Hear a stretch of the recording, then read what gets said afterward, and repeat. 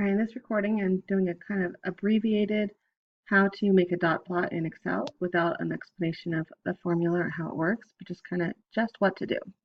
So in step one, we're going to copy the data that we're interested in and copy this formula. And then in step two, we insert a scatter plot, which is different than a dot plot, but the way we set up the formula lets us use the scatter plot tool to make a dot plot.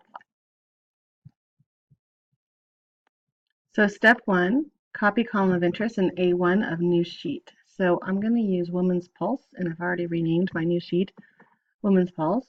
And I will grab that column by clicking on the E with my black arrow, highlight, Control C to copy, and Control V puts that in cell A1. So now I have my only the data that I'm interested in here in this column. Now in column B, I'm going to put this formula right here. And if I always use column A for my data and column B for my formula, and I always put my data into column starting in with the label in A1, then I can use this exact formula without worrying about the meaning of it. So equal sign tells Excel that I'm going to put in a formula, not to copy what I'm doing, but to calculate something. So I do equals count if parentheses. And then once I do that parentheses, to enter in the range, I can click, actually, I'm going to actually type it because I don't want the whole thing yet. Sorry. Okay, so count if parentheses, $2,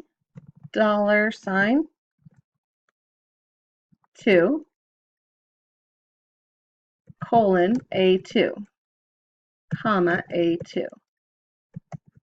that's my formula that goes in cell B2, and it counts the 76 once. Now this formula I'm going to copy to the rest of the cells down, so it counts all the data. So there's that little green square in the bottom right-hand corner of that cell when it's highlighted. So I'm going to hover over it till I get this black crossbar, and that tells me I'm ready to click and drag. When I click and drag, that green highlight extends, so it tells me where the formula is filling in, and I can scroll down till I get to the end of my data set and then release.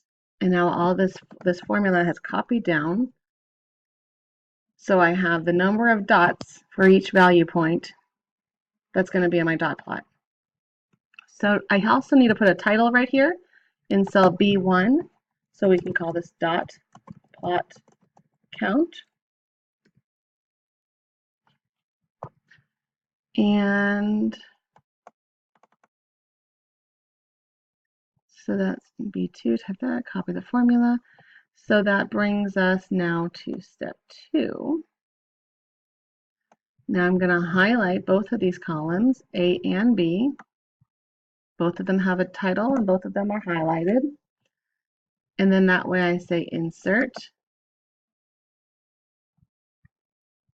charts,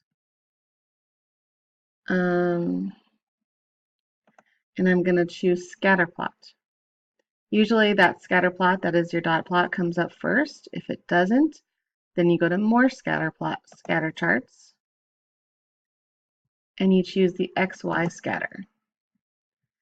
If you have something like this, that probably means you don't have a title in B. It's a mistake. It's counting both those columns as values, but one of them should just be count. So this is what it should look like.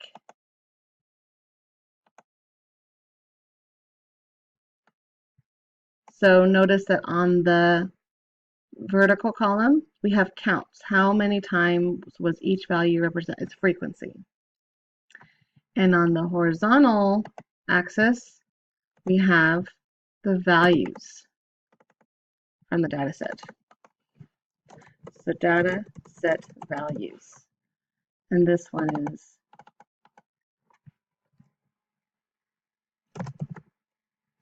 frequency, or count, or the number of times that value appeared in this set. So for example, the 60. I see a 61, a 62, and a 63. 60 is in this data set 3 times. So there's the first time, and that formula is counting it as the first time. Then I scroll down and I see the second time, and that formula counted it for me as the second time. So that's the second dot. And there's the third time, and the formula counted it for me as the third time it sees 60 in this list. So that is a dot plot. Another example, we can see the 72. We see 72 appears 8 times. There's 8 dots. 72.1, 72.2, 72.3. That second number, the Y value, is just telling us the frequency. How many times on the list has it appeared? And each time it appears, it gets a dot. So there should be 8. There's 8 dots for 72. So I should find 72 8 times. So there's 1, 2, 3, 4. Whoops, I missed 4. 4. There it is, 4. And notice that the column B is counting how many times. It's doing the counting for me. So there's the 5th time. There's the 6th time it appears on the list, and the 7th, and the 8th. So that's what that formula is doing for me. And I'm counting, and then the scatter plot tool works to make the dot plot since I'm putting in all those dot values. And that's a dot plot in short.